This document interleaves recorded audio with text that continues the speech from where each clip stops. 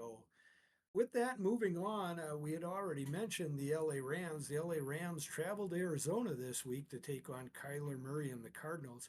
I think Kyler, do you see Marvin Harrison yet? Are you still lost on that one? I I mean, mean, he you cost didn't look good. Like that he, play at the end was bad, but yeah. Marvin didn't. Like I saw his top Marvin speed he did, got yeah. up to was only 16.5 miles per hour. He looked When bad. when you I felt bad. know you're not going to get the ball thrown to you, you ain't moving very quickly. I'm wondering if something's going on there because that was not good, and that Well, I was wonder if not a Marvin's hurt.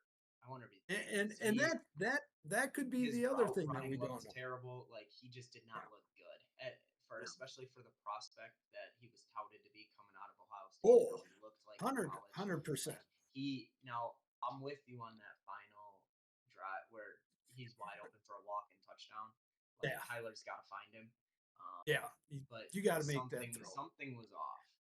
And I really had a lot of I rated Kyler Murray very high in the offseason. I expect him to have a bounce back year and to be very good. And I have probably Arizona rated higher than most folks do.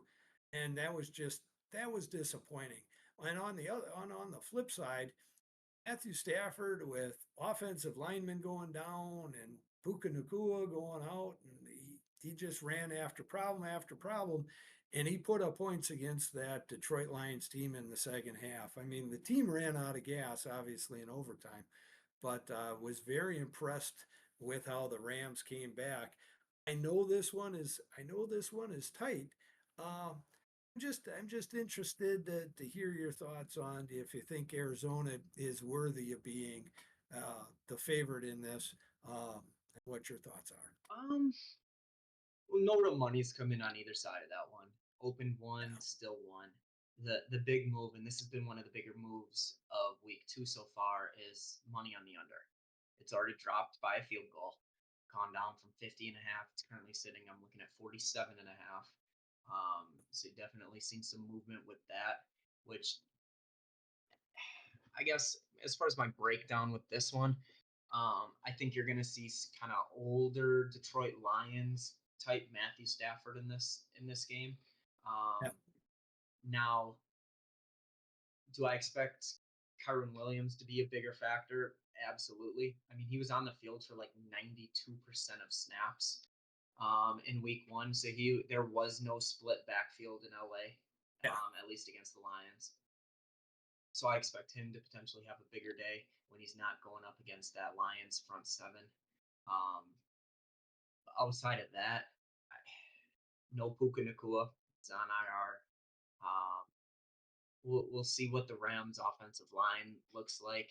I thought they did a decent job, at least for their scheme. It's probably one of the things I was disappointed with the most in week one is McVay pretty much told their left tackle, the I can't think of his name, the young guy that was at left tackle. yeah, You're yeah, gonna go 1-on-1 against Aiden Hutchinson all night, and he got beat yeah, pretty much all night, and they yeah. refused to give him help.